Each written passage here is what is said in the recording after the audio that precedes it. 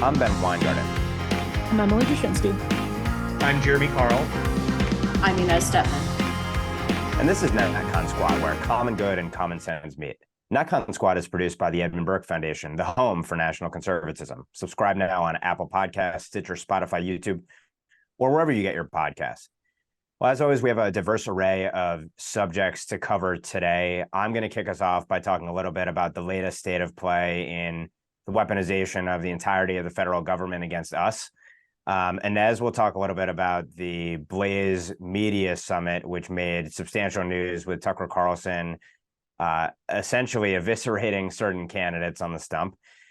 Then Jeremy's going to talk a little bit about a Faux study on the best and worst states in the United States. And last but not least, Emily will take us home by talking about the Jason Aldean song controversy. So with that, I will turn it over to myself.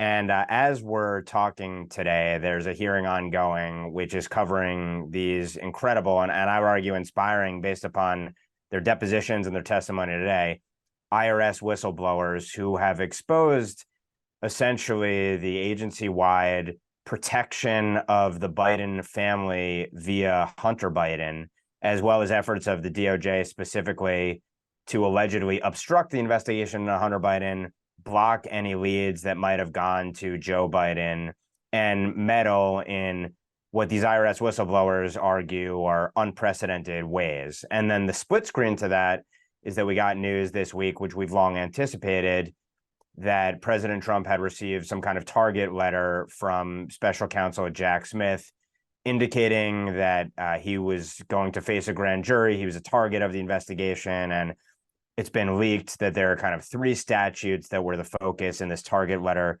One of them concerning deprivation of rights, which is sort of has been linked, it's been speculated linked to the Capitol riot itself, a conspiracy to defraud the United States, which deals with the so-called fake elector scheme, and then allegedly witness tampering as well. And at a very high level, and there are any number of points that we can make about this sort of contrast here, but one of the things that's very striking and that I keep going back to in my own thinking and writing is that conservatives write terse letters and express a lot of outrage at the weaponization of these authorities, and they do probes and hearings.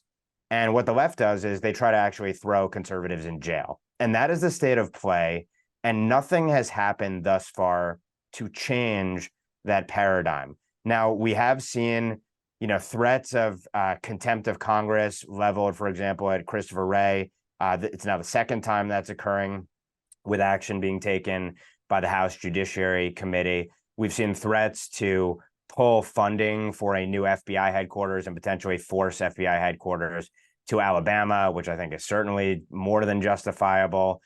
But these represent, to some extent, the kind of low-hanging fruit. And impeaching officials, frankly, is sort of low-hanging fruit, although it hasn't been done by the Republican House, in spite of the fact that the Democrats would impeach on basically any grounds when it came to President Trump, for example. And so this leads to, kind of a couple major themes that I'm sure we're going to be addressing for more than the next year, one of which is the deep state essentially is meddling in our elections now openly, and brazenly, quite frankly. The charges themselves are really secondary to the fact that, as we've discussed at length myriad times, we have a show me the man, I'll show you the crime justice system. One of the things I would emphasize is that there are many Republicans and probably many conservatives who want to just get past January 6th, so-called. That ain't happening based upon what is going to happen in terms of these indictments. And so they have to be fought. The allegations and the fights against not just Trump and then everyone in his orbit and then all of these so-called fake electors, which is totally disingenuous because there have always been alternate electors, and Democrats themselves have talked about and planned and plotted to have analogous electors as well. It's going to go way beyond Donald Trump, those in his orbit, so-called fake electors, and 1,000 to 2,000 January 6ers who are going to be prosecuted. If this is not headed off now, and if the weaponized agencies are not brought to heel and radically changed, then ultimately it's going to be open season on everyone. And we've been talking about this at length, but I think you're seeing the ratcheting up and the escalation now. So I put this out there. There may be some revelations that come out of this hearing today, this IRS whistleblower testimony hearing. I think they've pretty much reiterated what they disclosed in their depositions from what I've gleaned thus far. And Democrats have shown, by the way, they don't really want to address Biden family influence peddling and any of the myriad associated crimes with it. Based upon their questioning, they want to make this about Trump. So I think that's a win from the perspective of, on the merits, it's very clear the influence peddling scheme is a very real issue that they don't want to touch. And they also don't want to touch the fact that Merrick Garland may well have perjured himself, or U.S. Attorney Weiss may have lied. We don't know yet. That's all kind of secondary to the regime protects its own, and it's trying to destroy us. And if it's not headed off right now at the pass, we are going down a very dark road. So with that, I open up to the group for any of these grab bag of issues that you might want to touch on.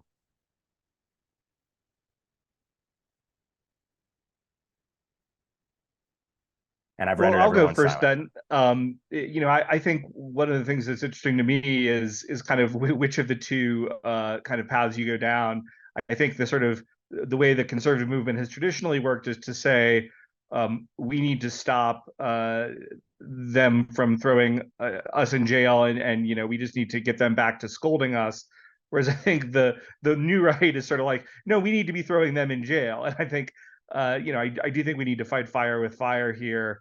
I agree with you that right now we're sort of really only, unfortunately, in a low-hanging fruit mode. And I think, kind of the end game here, where I think a lot of folks on our side think, oh, well, they're not going to arrest Trump, or they're not going to arrest him, they're not going to put him in prison, is just dangerously naive about where we are in 2023 in this country.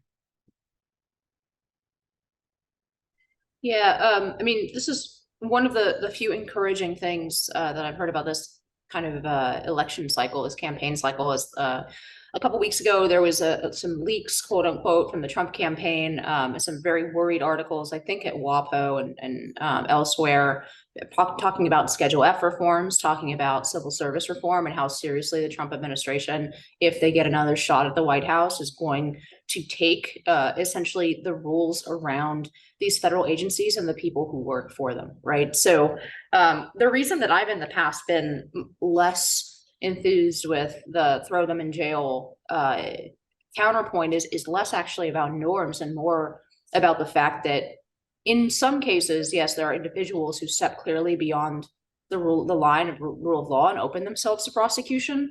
But so much, especially like, for example, with the Twitter files, like so much of this you can see is happening through coordination behind the scenes, through people who know each other and a general aligned worldview. So many, for example, of the decisions that are laid out in the Durham report are decisions of prosecutorial judgment, that it's very, very difficult to actually like prosecute, for us to really prosecute on the basis of making those judgment calls, even though just like getting overcharged in the grocery store, all the quote unquote enthusiasm and mistakes are going one direction, because what you actually have is a Borg of people who have very, very similar worldview and are supporting each other in the quote unquote reasonableness of their decision making, right? So it's less, I guess, that I am worried about throwing some people in jail if they break the law. And I think that Rubicon has long been crossed, given this is the fourth time we're talking about indicting the leading domestic political opposition, right? So it's less that, although I have noted how dangerous it is that when Biden and Trump, now we have two likely front-running candidates, either of whom is potentially going to be prosecuted and put in jail if they lose, and how dangerous that is for a republic. But I think those are kind of concerns under the bridge at this point. It's what can actually be done. And so that's why I think it is more encouraging to see the future Trump administration maybe talking more seriously about how to control the personnel in the overgrown fourth branch of government that is now completely weaponized in favor of one side of the political spectrum. So I just think it's more of a competency question to me, how to do this in a way that actually cleans house and changes the structure of that branch, that fourth unconstitutional branch of government that is now weighing in so aggressively politically in a way that, perhaps the Wilsonian progressives imagined that they would not, right, when they were talking about oh, like the Congress and democracy sets the general direction of the ship of state, but we need a managerial, technocratic bureaucracy in a modern world to effectuate the views of the people and ultimately of elected officials. Well, now we see that that's not the case. This is, you give a lot of people, over 2 million civilian employees of the federal government of these branches, right? You give them, they have political views of their own. And in fact, they have overwhelmingly one political view, or one side, I would call it sort of centrist neoliberalism, but it is hostile, completely hostile to any change to the consensus outside of the consensus of the last 30 years. And they, within that like space, they perceive that as a Hitler level threat to liberal democracy as defined by them. And they're willing to actually go outside every important norm, not just of a constitutional republic, which is, again, water under a bridge, but of any kind of small d democracy. And they've shown that time and time again. So I think the solution has to be aimed at taming a bureaucracy rather than picking off an individual or two at the top, because I just don't think that solution is going to work. There are people right under them who will replace them, and largely they'll have very similar worldviews. Yeah, it's about the incentive system. I think that's fundamentally the key. And in a different time, there are things, for instance, Donald Trump did in his own past. In his case, it's less of like the bookkeeping, which is essentially what the Alvin Bragg allegations against him amount to, and more of the like character questions that are absolutely huge that in a previous era would have been the types of things that people were ashamed of. The Hunter Biden thing, for example, is something that would have shamed another man, I'm talking about Joe Biden, as a father out of the public sphere. And so to Inez's point, I think it's always been very clear. The framers knew that it was very clear. You can't have this Republican system of government without norms in line with Republican virtues that, that all kinds of people have analyzed in America over the years. And you just can't. You can't have one without the other. And I think what we finally started to see, for all the flaws of the country, people have observed throughout our history, our sort of adherence to small r Republican virtues were there. I think what we finally started to see is a breakdown, and that's where you end up in banana republic territory, really no matter how strong your constitutional system is. And I think ours is the strongest in the world. I think it is the best in the world. I don't think we need damn ranked choice voting. I feel like we're pretty good. We need an incentive system that reels in the power of, as Inez said, the fourth branch of government, which is on the docket literally in the Supreme Court when Chevron deference is up for consideration. We're actually about to find out whether the fourth branch of government is more powerful than the Supreme Court, depending on how that decision goes. So it's the Schedule F incentives, all of that is the bigger picture context here that's absolutely essential. So on that note, let's turn it back to Inez, talk about the Blaze presidential summit. Yeah, so I mean, I guess there are two different tracks of how to talk about this summit. The first track, of course, being the candidates themselves under grilling from Tucker Carlson. I think you saw several candidates effectively blow up their potential campaigns. Asa Hutchinson, I'm not sure why he thought or anyone else thought that he had a shot at the nomination. And as well as I think Tim Scott did quite poorly, although I wouldn't say he's out. And then, of course, we have this somewhat unfair viral take from Mike Pence, where he appears to be completely unconcerned about domestic issues. I mean, if you look at the whole context of that exchange, it's clear that that's not actually what he's saying. But nevertheless, I think that's going to be a huge moment for him, and I think probably a devastating one. But underlying all of that, and sort of the horse race and the candidates and stuff, which I guess I'm happy to leave to you guys to weigh in about, because I get very tired of the horse race and we're not even really in it yet. But it's so encouraging, I think, to see a major candidate forum for the Republican Party primary be run by people who actually understand what questions delineate the candidates for the Republican base. because until now, I don't think this has ever really happened. You know, the best we could do was sort of having one guy like Hugh Hewitt on a panel of mainstream journalists who are asking the questions in the debates. And that has just been a real disservice to Republican voters, because it hasn't really dug into the differences between the candidates in the way that we would care about them. And then on the flip side, Delano's kind of not feeling well, I think.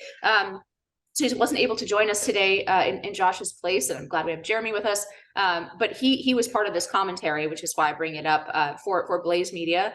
And just Orrin McIntyre, Steve Dees, there were some great Matt Peterson.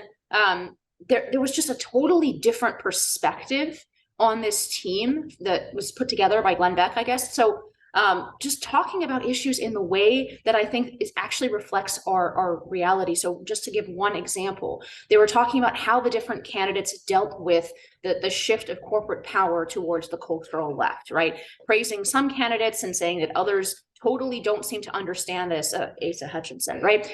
Totally don't seem to understand that this is actually the dynamic of the world that we live in. And you can't just give, and the candidates weren't allowed to give, they were pressed on answers that were just basically boilerplate from 2012 saying that they believe in the free market. They were pressed on those issues. And then the commentary afterwards focused on how they addressed issues like that are, I think are the base is in every poll way out ahead of where most elected Republicans actually are on a lot of these issues. If you look at, for example, trust in big business, it's plummeted off at a cliff among Republicans. Now Republicans and Democrats have similarly low opinions of big business. That's a huge sea change, huge shift in the Republican base that until now was only reflected by a few players among their elected officials. Well, I think summits like this one and a new media environment like this one is going to make sure that issues like that actually are at the center of how politicians have to run for office. If they want Republican votes, if they want votes from the Republican base, they're going to have to answer questions like this. And I think that that's overall a really, really good thing. And I'll turn it out over to the rest of you guys for thoughts. Yeah, well, I'd say that Tucker and the Blaze ascending and Fox News cratering the same week with its new primetime lineup is definitely a very positive overall indication of a change in the zeitgeist, which, by the way, I don't want Fox to implode. I want Fox to do better and catch up with where the Republican Party and the conservative base, more importantly, is. I think it's really important that we have that big network presence that they provide, but I think that their kind of behavior vis-a-vis Tucker showed that they weren't really there. I have to say, having said all that, and Inez, I share your I understand your skepticism on the horse race. I sort of look at all this early candidate stuff, and I'm just like, it's going to be Trump or DeSantis. And I know DeSantis has been struggling, and I just have a hard time, really getting too serious about any of these other guys. I mean, they could, if DeSantis continues to struggle, I could see one of them passing him. But I feel like all the other candidates, with the possible exception of our favorite charismatic businessman in the race, who is not named Donald Trump, I think they're just away from where the kind of overall feeling of the party is right now, and they're running, as you said, Inez, in a 2012 political environment and not a 2024 one. When the dust sort of settled after the Blaze Summit on Friday, my reaction was, this should really have both like the RNC, DNC, CNN, Fox News quaking in their boots a little bit, because what Blaze showed is that you can put out a product that I would argue in substance is better. So for your average Republican voter who's genuinely looking to find the contrast between candidates and decide who is the best person to be the leader of the free world, that was a substantively excellent product. And the production was fine. Is it the CNN like spaceship production? No, but the production is fine, and people who were looking to hear that contrast got a product that wasn't shoddy people live streaming from their basements, it was a good final product. And it was, in substance, probably better than what a lot of corporate outlets, legacy outlets, have been able to do because of those ideological constraints. And so it just showed that there's a possibility of bypassing the gatekeepers. And I agree with Jeremy. Like, I think a stronger Fox News is a better Fox News. I like the idea of competition between Fox and the Blaze and the Daily Wire and the broadcast space. I think that's, the ideal.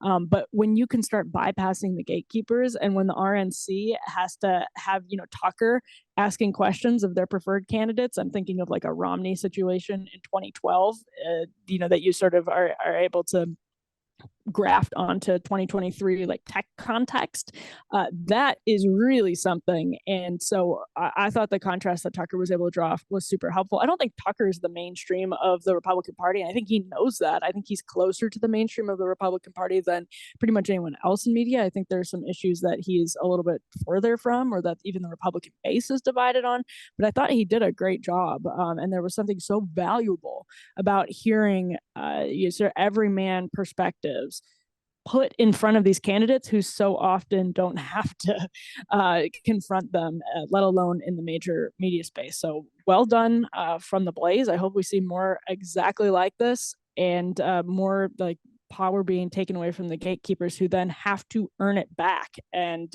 as they try to earn it back, that'll hopefully create a better product.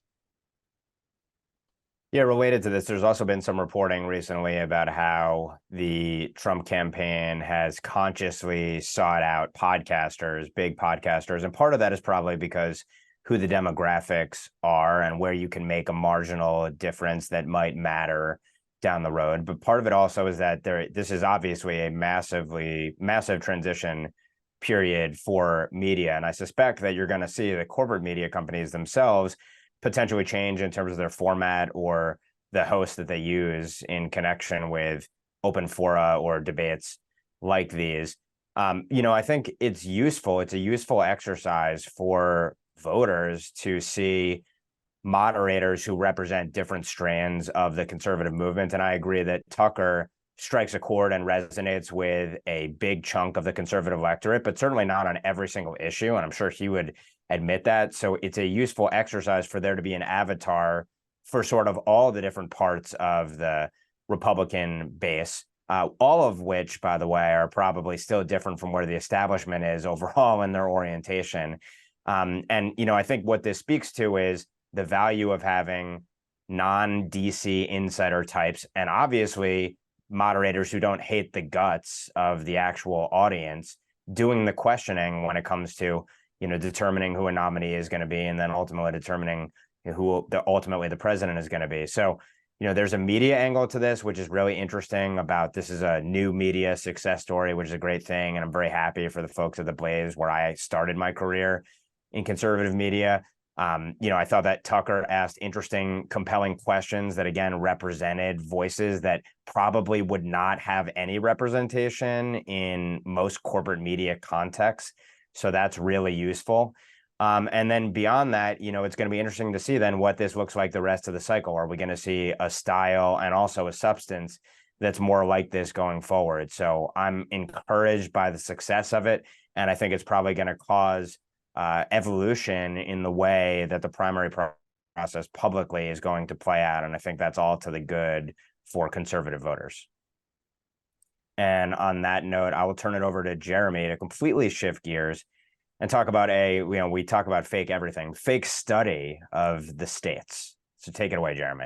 Yeah, thanks very much. And I kind of picked up on this, and it got a fair bit of traction among conservatives on Twitter. But CNBC has kind of regularly done an annual kind of list of best and worst states to live and work for the year, and it claims to be scientific. And I want to discuss the results, not just because they're sort of interesting in and of themselves, but because, as you just kind of touched on, it gets to the broader sense of this fakery, this kind of fake social science, fake media that conservatives have to endure. And it was such an egregious example of it, and yet nobody internally at CNBC said, wait a minute. So essentially, they have this 10 variable ranking where they look at it, and surprise, surprise, at the end, the 10 best states to live and work were all blue states, and the 10 worst states to live and work were all red states. And I sort of looked at that, and I did a little thing on Twitter myself on it, sort of showing that, in fact, if you looked at net domestic migration from the most recent census data, these alleged worst states, which included places like Florida and Texas and also Tennessee, were basically 7 of the top 12 states for net domestic migration, 4 of the top 5. And that when you looked at the allegedly, extremely appealing blue states, in fact, it was 2 of the bottom 5 states for net domestic migration, New Jersey and Massachusetts, I think, in there, and really no states that had significant positive domestic migration except Vermont and Maine, which were ranked 1, 2, which happened to be the 2 whitest states in the United States and not exactly representative of anything, much less the Democratic kind of base. But yet there seemed to be no self-awareness. And so when I kind of dug into this a little bit more and kind of said, well, what was the crazy methodology and why did this change so much? Why did it become so much more extreme? Because if you went back and even looked at the survey last year, North Dakota was up there in the best states, and Texas had been there for 5 years. Well, basically, they changed the methodology so that it's like, if you're pro-choice, if you're pro-trans, these were the sorts of things that were considered wonderful and inclusive. And if you have these quote unquote anti-discrimination, that was what moved you up in the rankings. Florida was hit. Florida was number 10 in the worst states. And it talked about how the DEI laws there and the war against woke was downgrading them, and Texas was ranked the worst. And there was sort of this cognitive dissonance where they said, they even acknowledged, well, gosh, hundreds of thousands of college-educated voters are moving to Texas, but what they're not realizing is that it's not trans friendly. This was literally the level of the dialogue that is going on, and I think it's very concerning, because obviously conservatives will make fun of it. Will say, hey, this is not really representative of any particular real reality. But I think the average person is not looking at CNBC and saying, hey, I'm reading The Nation, or even that this is the failing New York Times that I'm looking at. They think, well, this is straight ahead business reporting. But in fact, what it is it's just the Democratic Party's political preferences being engrafted upon an allegedly objective survey of business climates. And they interviewed the governor of North Carolina, who was the one blue state that actually sort of showed up well in some more objective rankings, and he was happy to go take credit for this. So this sort of thing is being taken seriously by normie world, but I just think it's indicative of just an overall collapse of any sort of credibility among even our most mainstream, quote unquote, media and academic institutions. And so, I just thought it was interesting because of that. So I'll leave it to you guys to have a little more commentary. No, it is interesting. And this is why I always, I've probably talked about this here before. I'm at my office at the National Journalism Center right now. And one of the book that I assign to all of the NJC students is Coming Apart. And I say, it's one of 3 books, but I say this is the best book about journalism that has absolutely nothing to do with journalism, because you can actually learn about you can pretty much, if you read Coming Apart, diagnose accurately the biggest problem in legacy media, which is an utter disconnect between the people who purport to cover the entire country and the rest of the country. They're really, really in touch with coastal urban enclaves, although even then they're pretty out of touch, as we learned during the summer of 2020, the abolish the police movement. They're completely out of touch with working class urban areas, Black areas, minorities, who they again purport to speak for, but aren't in the laptop class. So once you start to see the, I guess, socioeconomic sorting, one of the things with Murray Super Zips is it's not often discussed in this context. It's actually, this is a change. So all of the business incentives have changed in legacy media, especially with streaming and internet and the blogosphere and social media and all of that. But also a big change is that people don't live in areas where they're worshiping with or breaking bread with people from different socioeconomic backgrounds. And that means they have less empathy. That does go both ways. And we'll talk about that in the next segment, but they'll have less empathy, less understanding of, like, there's only so much you can learn from this on paper. There's only so much you can learn from reading Coming Apart or, Alienated America or whatever. But when you're actually in the same community with, have a different level of accountability, are in the school board with people across the socioeconomic background, you understand them differently. And there's nobody in the media that has that. That's why I think media is the biggest problem in the country right now, because how can you possibly create content about the best states to live when you have a fundamentally biased, but biased to the extent you don't even know it's biased, perspective on what the good life is, on what those metrics are, because yours are totally different than the rest of the country. It's almost an impossible project. And first, they just need to be honest about it. So the first step is just saying we have a problem. We need to be honest and realize that our version of the good life is probably more resonant with the rest of us in Manhattan and in Washington D.C. than it is with people in suburban Raleigh, North Carolina, in Milwaukee, wherever it is. Yeah, that's all true, and Emily, and related to where I was going to go with this, which is these kind of purporting to be objective scientific kind of indices, right? There's something that rely heavily on trust in institutions and expertise, right?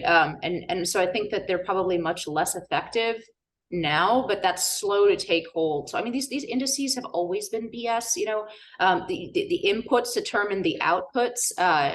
It's like happiness surveys, for example. These are like where they ask, different countries how happy they are, and they come away with the fact that suicidally depressive Scandinavians are the happiest in the world, right?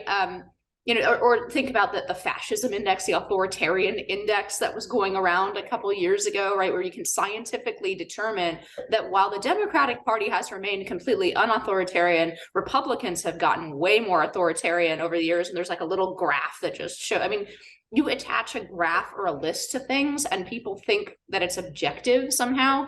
I think that's probably much less true today than it was even 3 years ago, and it'll probably be less true in 3 years than it is right now in terms of just seeing that graph and thinking that makes it objective and scientific, when in reality it's BS input, BS output, and it's highly dependent on what your priors are. Yeah, and I mean, progressives, and even if, the so-called mainstream sources, I think in some ways are not actually in their own minds progressive, but they have drank the Kool-Aid because this is the culture that they have been inculcated in. At the end of the day, they're about dominance and control, and being able to point to empirical studies to justify whatever it is that the goal is, is always useful. But I will say, though, there is a benefit to the kind of BS studies, which is that they will help weed out for the good states in the union who you want coming into your state and who you don't want coming into your state. So if you're fooled by those ratings, that's probably a good indicator you're not going to end up in a red state and not going to ultimately corrupt that red state. So I will say that there is kind of an upside to the fakery. But I think the broader point holds, obviously. There is no trust in institutions anymore. That's a bad thing, but it's also a good thing to the extent that the American people are awake to them. And, the more that the institutions discredit themselves, even though having a slew of discredited institutions is not a good thing in the short term necessarily, long term it is, because they'll either reform or they'll die and they'll be replaced by better ones. And that's a positive going forward. So with that, I'll turn it over for, again, a completely different, though related topic, because it touches on culture and flyover country derided by probably the folks at CNBC. We'll turn it over to Emily on Jason Aldean. Literally flyover country. The man behind the song "Flyover States" himself, Jason Aldean, in this particular example. So he's out with a song called "Try That in a Small Town," and I think the song itself actually came out in May. He released a video for it that's admittedly pretty hardcore in the last week, where he's ripping stuff from the headlines, basically, where in urban areas right here in Washington D.C. just a couple weeks ago, a man who was an Afghan interpreter was gunned down for absolutely no reason. Basically, it was a botched carjacking when he went out for a night shift as a Lyft driver, just shot by some black teenagers who ran away and were caught on a Ring camera. Just senseless violence. So things like that are sort of ripped in the headline to the background of the song, which is basically like, if you carjack a woman, an elderly woman on the street, try that in a small town. You're spitting on a cop, try that on a small town, in a small town. And the left was paying attention to this before conservatives were. I think conservatives were sort of like, hey, this song is kind of fun because it resonates with me. And I agree, like, hey, come and try that in a small town. But the left immediately pivoted to racism. As you can imagine, people compared it to, it was like, I think Aldean responded by saying, like, I've been accused of writing a pro-lynching song. The accusations against him have been intense. He's pretty Trump friendly. He's a Trump supporter. I think he's been to Mar-a-Lago a number of times. Pretty openly conservative. His wife is super, super openly conservative. I think has been like even on Fox talking about all of this stuff and very outspoken. And it's pretty standard fare. Actually, there was a criticism of him from an activist on the left. He said, this is for the "what about Chicago" crowd. Well, yeah, I mean, that tells you everything you need to know about the detractors in this case. It's like they think the "what about Chicago" crowd is unsophisticated, like racist rubes, when in fact, "what about Chicago" remains a very legitimate point in the conversation. But because, Jason Aldean, this song is not Hank Williams, like it's not hillbilly Shakespeare stuff. It's very red meat, it's very pop country. But the point that he's making has a whole lot more validity than the point his critics are making, and it resonates with a broad swath of the country. So CMT, at least as of our recording right now, yanked the video amid all of this controversy. So that's Country Music Television, pretty powerful player in the country music industry. They haven't said why so far. Again, as of this recording, reporters have reached out to them. I haven't explained the decision yet. But again, this came amid a lot of controversy. So whenever you're pulling something down in the middle of controversy, there's probably, a fair conclusion to be drawn. But we don't technically know. Either way, he's gotten intense blowback. That again, like this, the worst kind of stuff. And if you are in the "what about Chicago" crowd, these arguments are familiar. That you're a racist for saying it's a shame. It is a disgrace what happens in America's cities, and not just post 2020, and not just now post laboratories of progressive criminal justice reform. It's been that way for a long time as they've sort of heightened their attempts at becoming laboratories of progressive criminal justice reform. We've seen the results of that experiment come into starker contrast. The biggest victims of it are minorities, are disenfranchised people themselves. Members of the working class, the Black and Hispanic working class, who get hit so hard by this violence. There's just no question about it. So for Jason Aldean to come under fire from this, it's a Rorschach test. If you're watching it and you're a member of the left, you're going to see all of these, allegedly racist undertones. But if you're somebody who is a member of the proud card-carrying member of the "what about Chicago" crowd, you won't see any of that. You'll say this is common sense. He shows white people attacking police in the video as well. Now, I did do a monologue on this, and this is where I'll toss it to the group on counterpoints today. We're taping on Wednesday, and wanted to make a point that I think is a little bit sadder.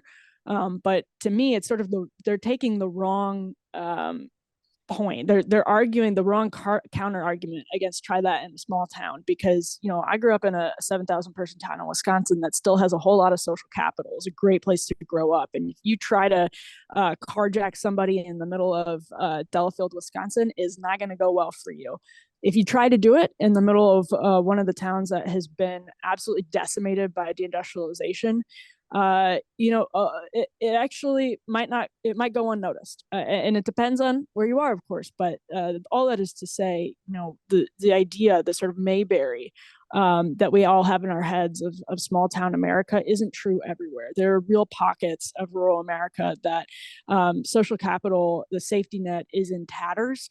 And people actually really are falling through it. Sadly, we see that with deaths of despair. There's a very clear pattern in rural America and in some urban areas too when it comes to deaths of despair, when it comes to China and the cartels preying on Americans with fentanyl. You don't just see it in San Francisco. You see it in rural Massachusetts. You see it in rural Wisconsin. It's everywhere. And there are really some places because of deindustrialization, because of, as Mary Eberstadt has argued, the sexual revolution, where you really, really don't have that safety net like you used to. And, maybe you could try that in a small town and get away with it. Unfortunately, maybe they'd be armed. So that might be the big difference. But other than that, I think the sad reality is that not every small town has the social fabric it used to. And on that note, I'll toss it open to the group. Yeah, and I'm glad you mentioned that, Emily, because I actually see that. I mean, I live in a state in Montana with virtually nothing but small towns. I mean, I live in the equivalent of a metropolis, which has 50,000 people. We're the third biggest city in the state now, almost. But yes, heterogeneous, the sort of reception you'll get, and that's really the better criticism. In some small towns in Montana, those sorts of dysfunctions are present, and in some small towns, it's much more healthy. I think there were two other interesting things. One of which you also touched on. One is he was sort of hit for, gosh, you should have known. He filmed this video in front of this courthouse where this infamous lynching take place, and I didn't know where it was at first, but I'm like, okay, I have a pretty autistic knowledge of American history. I'm going to click through. If I actually know about it, then maybe I'll consider it as like something that a country singer should have maybe known about, but if not, and I can't even remember, it was some place, some small county in Tennessee. I never heard of this. I'm sure that he was not aware of this when he was filming. So to me, it just showed the dishonesty of the critique. And then also, I think the most important thing that you mentioned is the fact that CMT, which theoretically has this conservative base, which should be run by conservatives, but of course we know it's probably not. Their first reaction was not to just kind of ignore this or to kind of speak out in defense of this popular country artist, but to in fact turn tail, to be weak. And just to me, it's a symbol for so much of what happens in conservative institutions, national. I mean, here we are, CMT, kind of running away from this sort of kind of attack. It just shows how we need an attitude adjustment, as Hank Williams Jr. Once wrote about in a good song. So I don't know how you do that, but we sure need to. Yeah, the courthouse thing smacks of bad faith, as you say. It reminds me of when the riots in 2020, when they were toppling statues, right, in Washington, D.C. and elsewhere. They came for Albert Pike. If you are not aware of who Albert Pike is, you're not alone. He's a relatively minor figure, but he is the sole statue in Washington D.C. His was the sole statue in Washington D.C. of a Confederate, it being obviously a Union town with a lot of Union statues amongst its decor. So that's the sort of thing. Like, do you think a single person who went to go deface that statue knew who Albert Pike was before they did that? The answer is absolutely not. And so it is this like impulse, I think, to be incredibly bad faith. And yes, there are some horrific things in America's past that are conveniently trotted out. But as a proud member of the What About Chicago crowd, look, like this isn't my favorite song just because, as Emily said, it's very pop country, but the lyrics, there's nothing offensive in the lyrics. And it's fact, okay, Inez, we know you're a cultural elite. We know you're a coastal elite. Yeah, Manhattanite. No, Queen of the laptop class. I think the heyday of pop country was in the 2010s. There are a lot of songs like this. So it does show how far we've come in a certain sense in terms of the cultural revolution, because this type of song was not at all uncommon in the 2010s and then back through the 2000s in the pop country arena. This level of sort of lyrics, this red meat, half political lyrics for what is legitimately sort of the culturally forgotten half of the country does perform a real pump up aspect. And the fact that CMT is treating this as though it's some kind of shocking thing is just shows again how institutionally the left has been able to insert itself, even in institutions where the obvious customer base, and here I think the NFL comes to mind as another one. The obvious customer base is either apolitical or right shifted. the institutions themselves, like ESPN and so on, still tend to be extremely left shifted in terms of politics, and have no fear about culturally insulting their customers that keep them fed and salaried. Yeah, well, I echo the thoughts about CMT, and this just illustrates that corporations continue generally to be feckless, and it's in no small part because the left essentially runs a protection racket or an extortion racket, and they fear the pressure, the condemnation, and then potentially the political and legal action of the left, and they have no such fear about their actual customer base being furious, although maybe that's going to change over time as we see more Bud Light case studies to come.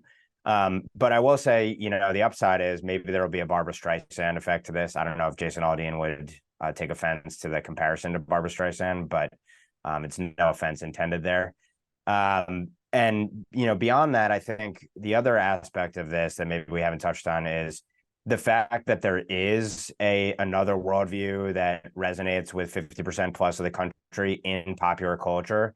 The left loads that. They can't tolerate that. And they certainly can't tolerate, something being produced, a product that's being produced from the cultural right that might actually appeal to people. So there has to be controversy ginned up about it, and it has to be attacked because it poses a threat to the extent there are cultural breakthroughs.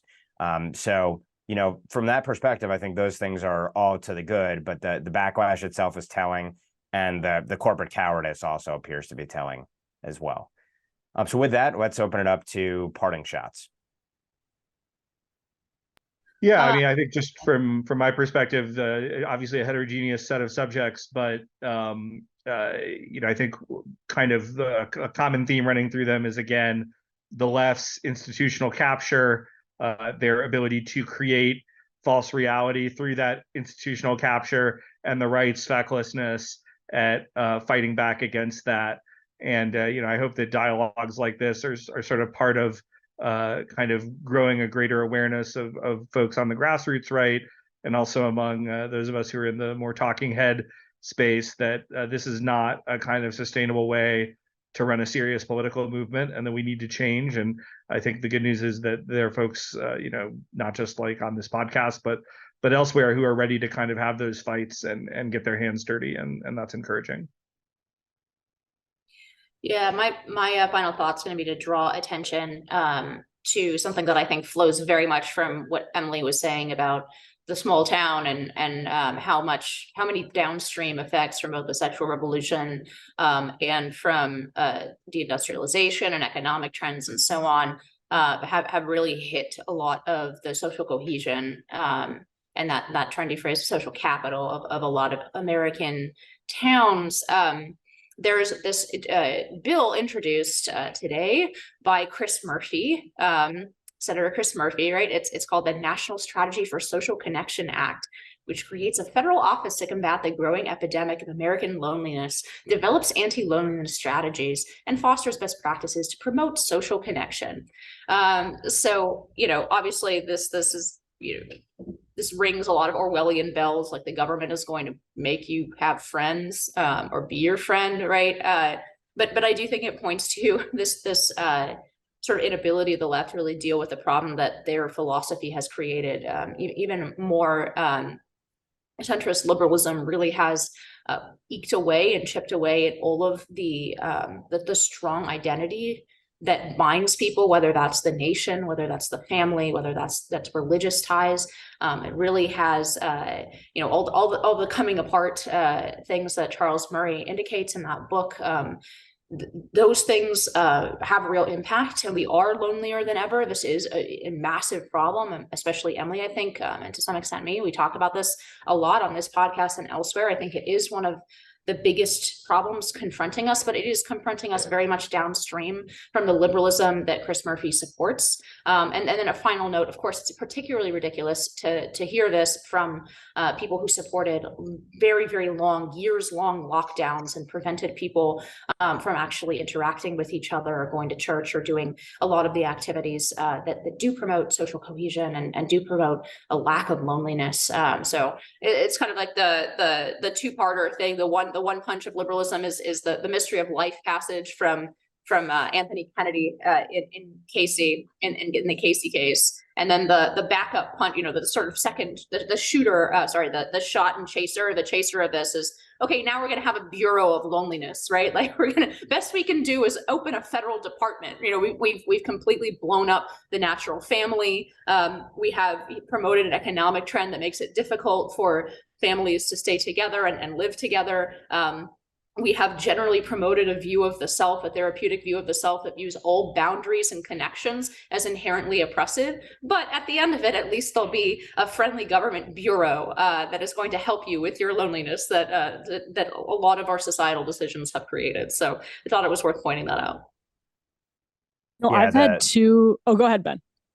I was just going to say, the feds kind of create the lone wolf population, then they medicate them, they cleave them from their families, they take care of their health care, they indoctrinate them, and then they make you die at an age determined by a government bureau. That's the happy future we have coming. Not my parting shot. I'll turn it over. I was going to say, was that your final shot? Totally different. Well, I was just going to say, I've actually had two extended podcasts with Chris Rufo today. Again, we're taping on Wednesday and his new book is out. It's a great book.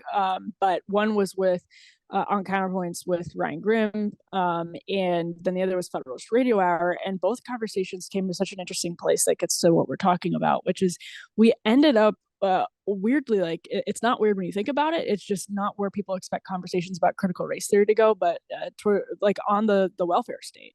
And the reason you go from point A to point B in those situations is because you then land on, well, what is the sort of conservative alternative to this mentality, to this worldview, and what, not even just a conservative alternative, what is society's alternative to this worldview? And a lot of times, I think people agree, even J.K. Rowling kind of agrees on what the alternative is to radical trans propaganda, and she's a pretty far left progressive. But what is the kind of alternative on the economic level, right? So on the cultural stances, the social stances, we get it. And I think there's public consensus on, for now, at least, I think it's being eroded on a daily basis. But on the fact that yes, we want the police. Yes, we think marriage is the right way to raise children. Yes, there are, whatever it is, we're with it. But then what can conservatives do to be sure people have enough money to get married and buy houses and have stable family lives, where they're not worried about $700,000 hospital bill because they got cancer or something insane? These numbers really are truly insane, even though we don't talk about healthcare a lot on the right anymore. And Chris, who spent a lot of time in housing projects doing documentary films, I think it was in Memphis that he did a full documentary on poverty there. He's talked about, you see it up close, the answer is not a loneliness bureau, is not that,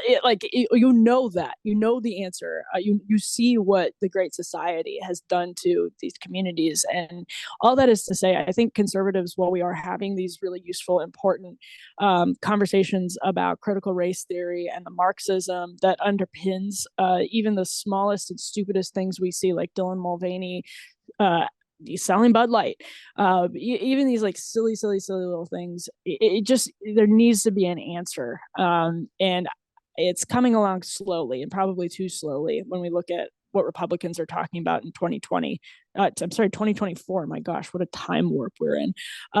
It's coming along, but it's coming along slowly. You've got people like American Compass and Orrin Castle, they're plugging away at it. And Heritage has a great new policy book, but it hasn't quite trickled into 2024 yet. And I think that might be too late to really come up with a coherent answer. So anyway, that's my final thoughts. Yeah, and I think in part it's almost by nature, because we sort of believe in constraints on power. We don't necessarily think in terms of, okay, what is the affirmative agenda that is inspiring and consistent with our values and principles, but actually responds to the needs of real people in the flesh. On a totally separate matter, I just wanted to comment briefly on the whole notion of Schedule F, which is, sort of this policy about reining in the administrative state and reasserting presidential control over executive branch agencies. I just find it hilarious and so revealing that you're attacked as a fascist for saying that a president should have authority over the agencies to which she's delegated power. It's kind of hilarious. Leaving aside, the constitutionality of the administrative state itself, and I think the likes of Philip Hamburger have made very good arguments about its unconstitutionality, leaving aside all the practical negative consequences of a massive fourth branch of government. But it is so revealing that the very notion that someone would deign to have ideas different from a bureaucracy that's 99% controlled by progressives or rhino saboteurs, and that they might actually assert some authority over it, that poses an existential threat to democracy. Unelected and unaccountable bureaucrats actually having to answer to the public by way of their representative in the form of the president is kind of a hilarious and very revealing window into the eyes of our elites. Separate but related, a sad thought to end on. It strikes me that at this point, anyone who is a serious national figure, one of the characteristics that you'll probably see is that, or one way by which to measure how serious they might be in terms of grappling with the problems we face and knowing what time it is do you expect that figure could credibly end up indicted? And I actually think that is essentially where we are. That further is an illustration of how much the institutions have eviscerated themselves. And I guess also how apoplectic, crazed, and hysterical our ruling elites are in fearing actually that the public might reimpose its own will over our elites, our betters. So it's a scary and sad thought, but I think, frankly, a true one. Would this figure likely be indicted? That is probably a standard that you have to look to for anyone who might be the real deal in terms of a national figure. And it's an incredibly sad state of affairs. And I say it sort of tongue in cheek, but also kind of seriously as well. On that note, so for Emily, Inez, and Jeremy, I'm Ben Weingarten. This is NatCon Squad, and we'll see you next week.